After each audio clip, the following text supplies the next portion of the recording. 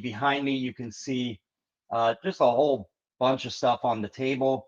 I've got two guitars that I actually removed the bridges on, and I filmed the process because I'm going to be putting out a kind of like a deep dive video on removing bridges, not on bridge re-glues, not on the whole process. There's a lot of videos like that out there, but I noticed there weren't really videos on simply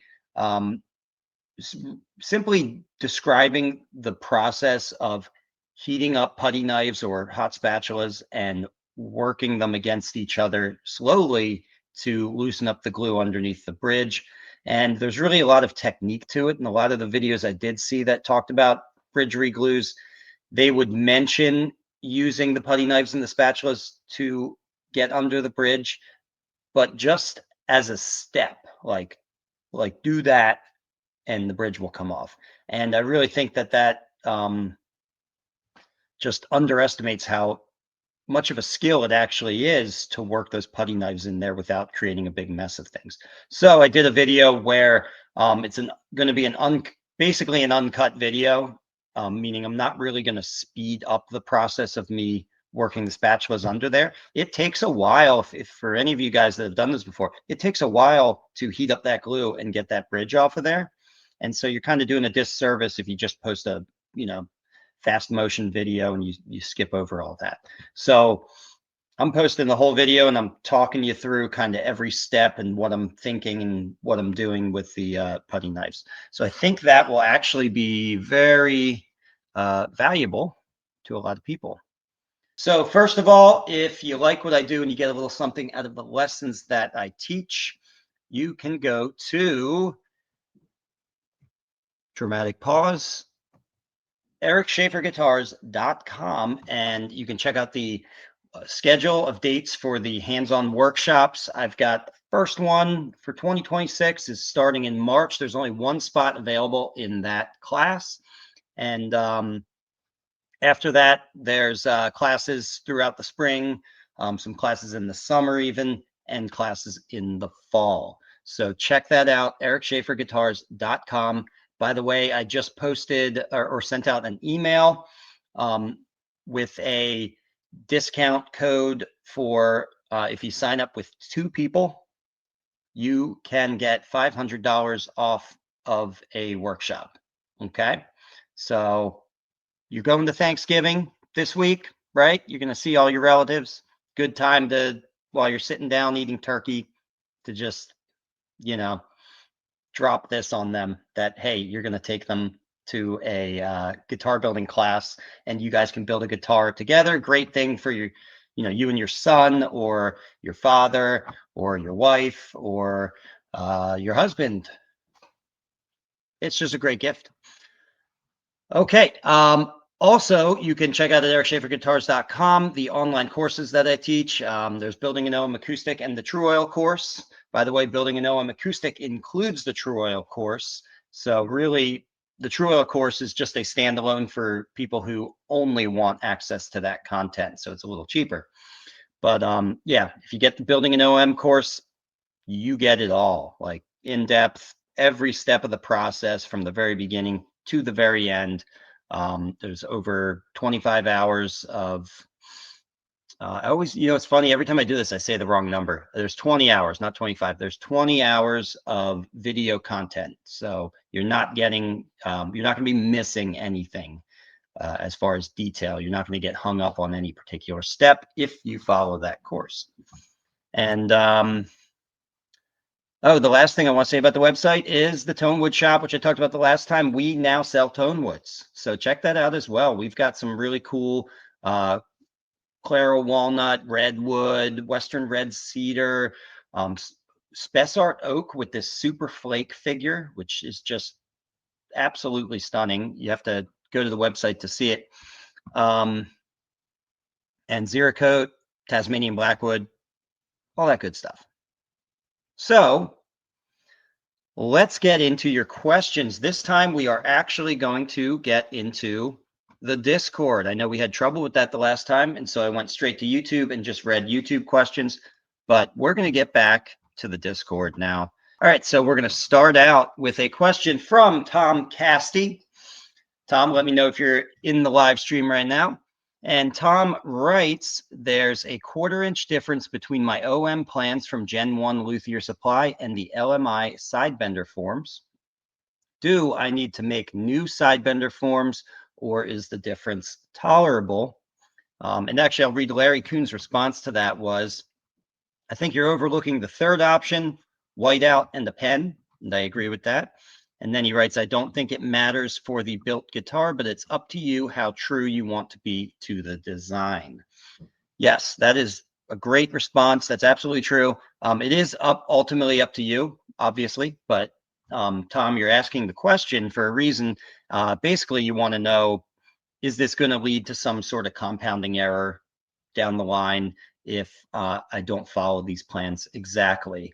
And it could in other situations, but actually with something like this, this is very easy to do.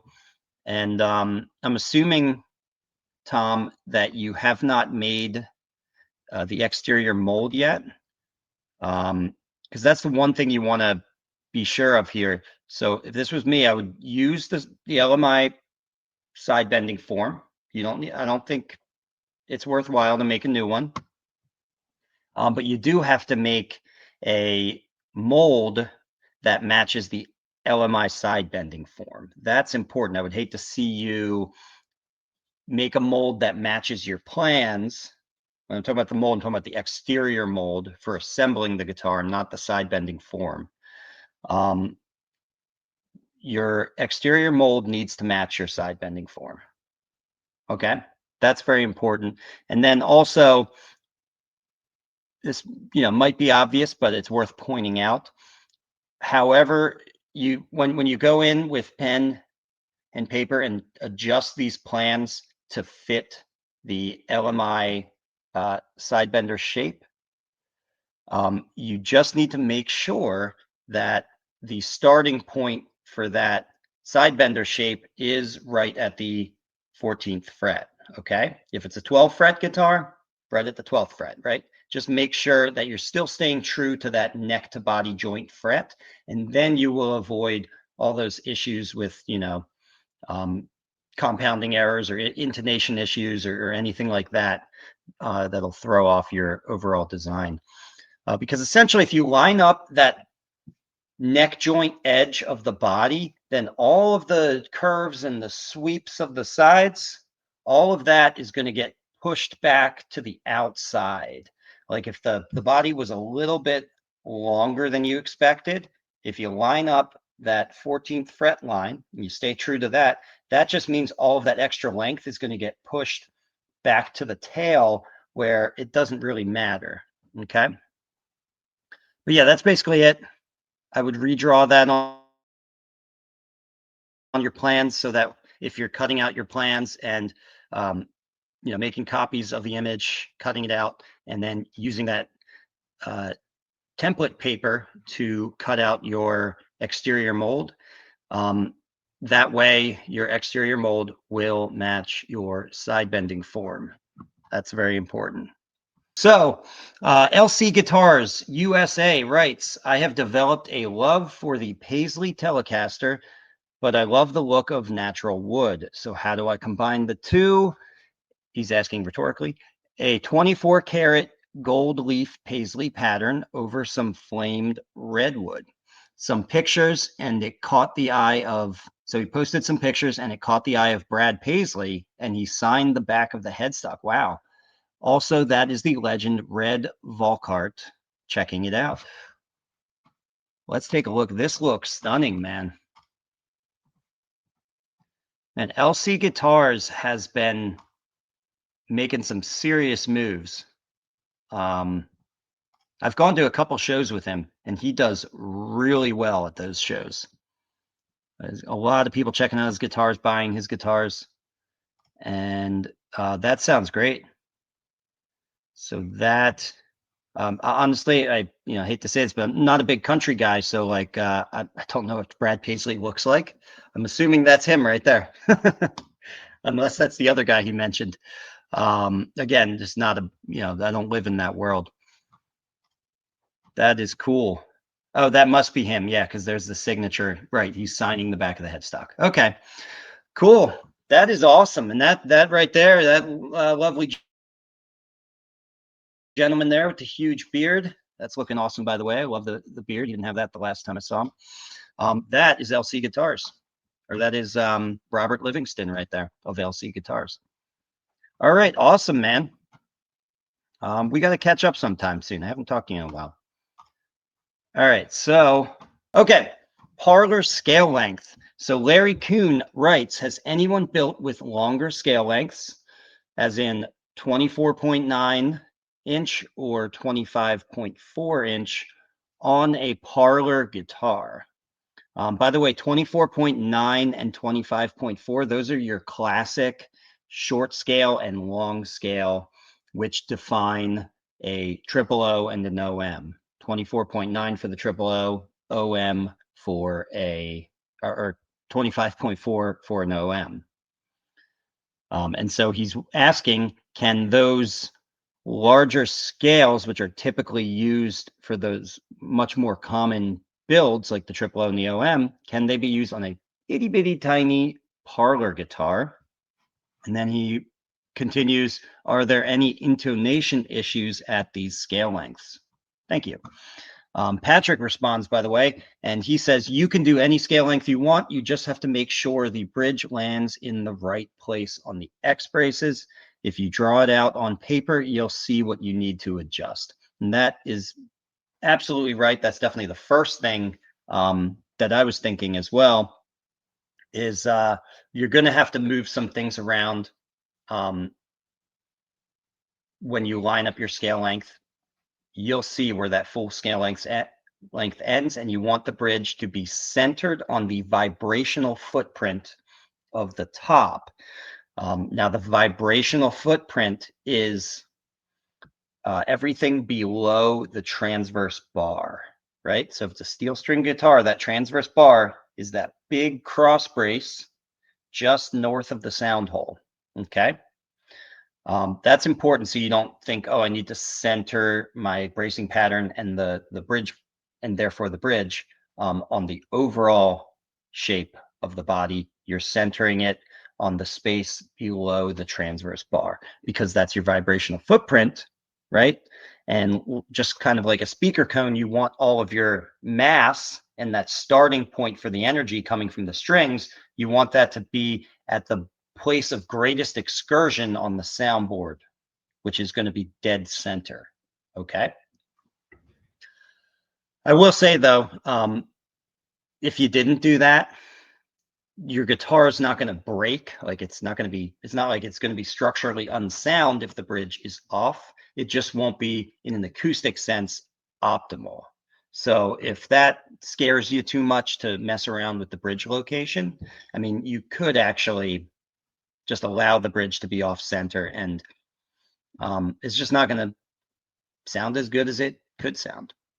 But I want to encourage you, it's actually a lot easier than it sounds to mess around with that bracing pattern and the location of the bridge.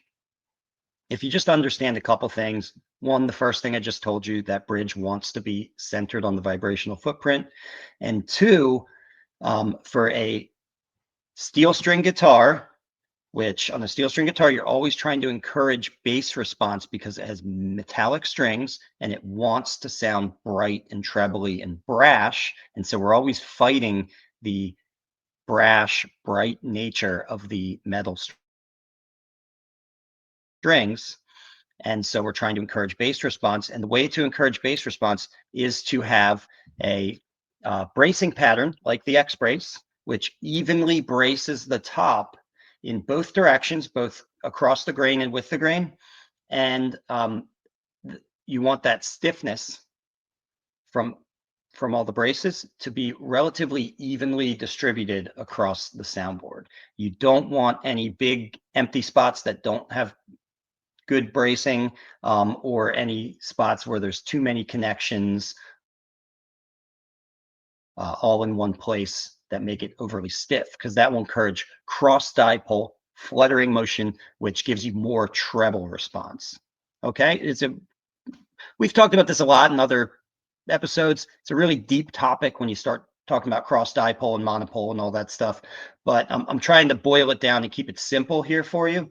That when you're looking at on paper at your plans and you're thinking about moving around that pattern, which can be a little intimidating, just keep in mind, you can even just, you don't need to like make calculations on paper or anything. Even just looking at it visually, if you kind of shift things over and up or down or whatever direction you're moving them, and just keep an eye on any areas that, as you're moving that bracing pattern, that seem like they're under braced, right? And you might have to adjust the splay of the X a little bit to accommodate that. Or you might even literally adjust the locations of some of those braces, like the finger braces, for example. You might just move them over a millimeter or two to center them a little bit better. So I'm just looking at the whole pattern, at all the little braces coming off here and there, and making sure they're reasonably centered in their spaces so that everything is even, so that we encourage that monopole pumping action and that the bridge is centered on the vibrational footprint. Okay, so I'm gonna jump into the general chit chat here, and I'm sure there'll be a couple interesting things. Oh, I did put a poll up a little while ago asking you guys if I was to come up with another hands-on workshop here covering a particular aspect of guitar making here, not just a full build. Hold on one second as I'm talking. I'm trying to, there we go. Okay. So, oh, cool. We got we got a comment finally. Cross dipole and monopole. How do you stop or even change the guitar that has muddy mid-range? All right, we'll get to that. Sorry, let me just finish what I was saying about. I get distracted way too easily, guys. I have like a squirrel brain. So I have a poll going up here, or I already ran the poll to see what you guys would be most interested in. I didn't get a whole lot of responses actually. The Discord's been a little dead for a while, which is my fault. I haven't been in there doing my job because I've been busy building out the new workshop, which takes all of my time. I mean, it's crazy. So that's why I haven't been in there. And so I don't know. I think the activity in there slowed down a little bit in my absence because I mean I've been working on the shop here for since March. So long time. Okay, so the poll for a new hands-on workshop was tool sharpening, inlay, advanced soundboard voicing techniques, which to me at least, not surprisingly, that had the most votes. But it still only had 2 votes. So like I said, this poll kind of went on deaf ears, which is why I'm talking about it now to see if what you guys say about it in the comments. Machine bending sides, including building the bending machine. So that would be a workshop where you learn about machine bending, but also in the beginning of the workshop, we literally build a side bending machine. And the reason I threw that out there is because I know a lot of people are struggling to find side bending machines if they're not willing to, or they're intimidated by building them themselves based off of plans. But a lot of people have just ended up building them themselves because since LMI went down, it's just hard to find a well-priced side bending machine. The StewMac one is just way too expensive for most people. And then one other workshop I threw out there was jointing and joining book match tops and backs. And that got 0 votes. And then it also had other, but so yeah, if you guys have, for that other category, if you guys have any ideas, please throw them my way. And actually, Larry Kuhn said, what about making a side bevel? Now, the thing about side bevels is I don't do side bevels. I'm not against side bevels. I actually think they are really cool. They look really cool. And I do appreciate the fact that, your arm is not getting that little crease on it from resting on the guitar. I just haven't gotten into side bevels, so I wouldn't be opposed to, maybe personally going on a deep dive and really getting into side bevels and then doing a workshop, but that would be a long turnover period to get to the point where I'd actually have a good workshop. Because the way I do things, like when I set up a hands-on workshop, like it's got to be really good. I'm not just going to put it out there because it's popular and people want to learn about it. It has to be something where I feel like my expertise in particular is really adding value to it. So that's the only reason why I might not do the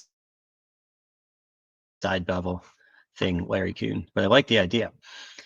So anyway, you guys tell me what you think of that. Tool sharpening, inlay, advanced soundboard voicing techniques, machine bending sides, including building the side bending machine, and jointing and joining book match tops and backs. Or hey, if you like Larry Kuhn's idea of the side bevel, maybe I could be convinced. Okay, Patrick writes, this is ohia wood from Hawaii.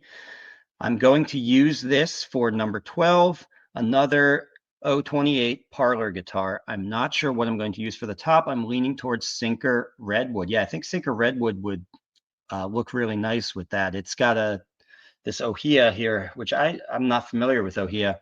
I might even be pronouncing that wrong.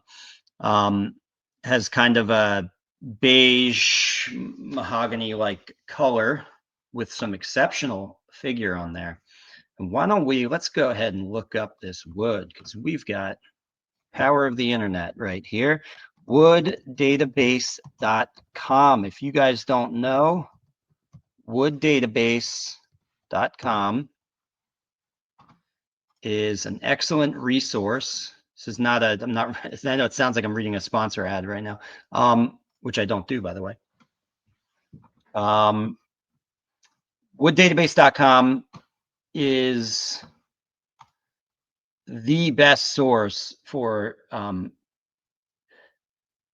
the best, most comprehensive library, let's say, of woods.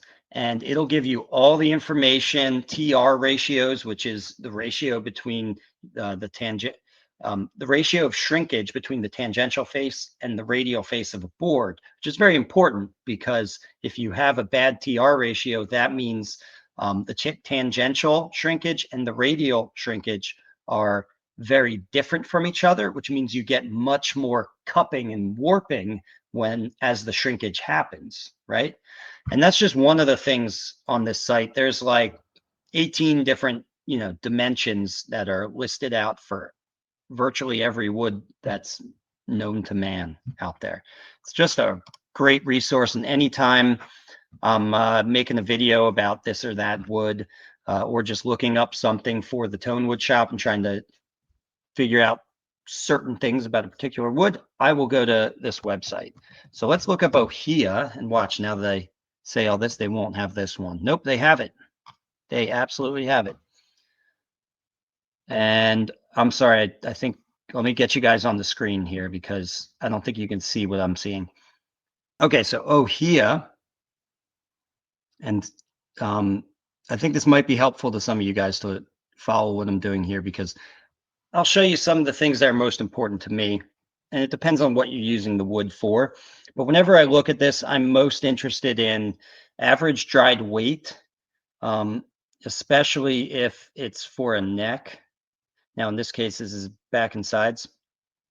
57 pounds, pretty heavy.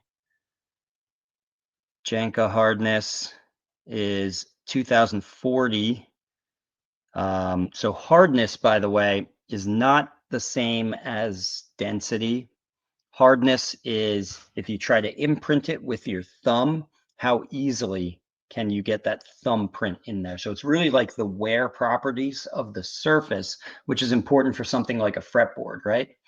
You don't want to use too soft of a wood with a bad Janka hardness on a fretboard. Modulus of rupture and elastic modulus just give you the strength of the wood in slightly different ways. So modulus of rupture is like if you put, how much force do you have to put on a billet of wood, let's say, before it actually ruptures, right? And snaps in half and breaks. The elastic modulus is more about elasticity. How plastic is the wood? Meaning, how much stress do you have to put on it to cause a permanent deformation of the wood, right? If you put a small amount of stress on any wood, it'll just go right back to its original shape. But there's a certain amount of stress that permanently sets it into a slightly new orientation. So that elastic modulus is particularly important, or really it's only important for necks. That's where I really check that out if I'm experimenting with different neck woods. I want to make sure that it has a reasonable number. What I always do is I pull up a separate tab and I type in Honduran mahogany wood database. And that is always my point of comparison for the elastic modulus. I'm always comparing it to the gold standard in neck woods, which is Honduran mahogany. Let's go ahead and jump over to YouTube. Here we are, guys. Okay, so Erling West writes about a video that I put out a long time ago called How Thin Should Guitar Sides Be? He writes, very useful, Eric. I'm about to bend the sides of an archtop L5 style in flamed maple. Nice. I have done it 3 to 4 times before and have had minor cracks. Your video inspires me very much, and I'm anxious to do the job this time. Yeah, well, thank you. Yeah, if you guys haven't seen it, check out that video. I just kind of describe a couple simple heuristics that you can apply to most woods to figure out, how thin should I thin this out to? Because I know that's one point of frustration for a lot of people is there's so many woods out there, and it's not like even with as much information as there is out there on YouTube and on the internet, it's not like you can just look up a video for ohia, that random wood that who was that Patrick showed us. There's just too much out there. There's too many woods, and everyone's a little bit different. So check out that video if you want some good simple heuristics for figuring that out. And Timothy writes, it's midnight in suburb of Chicago. After work YouTube channel pops up in my feed. I was just telling a workmate tonight that I would love to learn how to fret and make a nut for a guitar. Wow, who would have known? I will be a new sub. May I ask what your files are? I looked today and they're quite expensive. Yes, actually, I'm glad you asked that, because as much as I do love StewMac, I do not like their very expensive files. It's not that they're poor quality or anything like that. It's just that they're very thick with this pronounced taper to them, and they're double-sided. They might have new files now, I don't know, but at least back when I got them, they were double-sided, and which is a convenience thing, and I guess they're saving you money because you don't need to buy as many individual files. But I have found what is the let me pull this out for you, and I'll give you a very direct answer. Here we go. Right here. I have found that these by Chikyu, I always love saying that. I have no idea how to pronounce that right. UO dash CHIK U. I'm sorry, CHIKYU.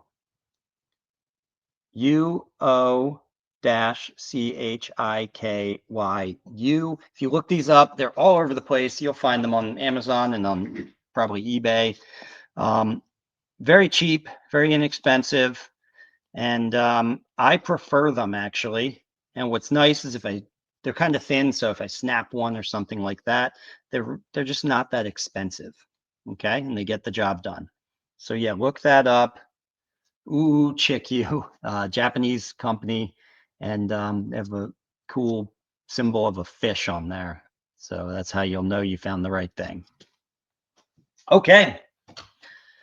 Yes, best truss rod tutorial yet. Yep, thank you. Strummer Boy, 1975.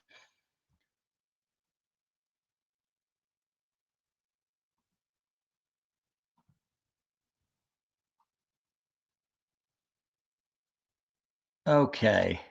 Carbon brushes for saw. Okay, that's an old enough video. I'm not sure what he's referring to. I'd have to watch my own video to know.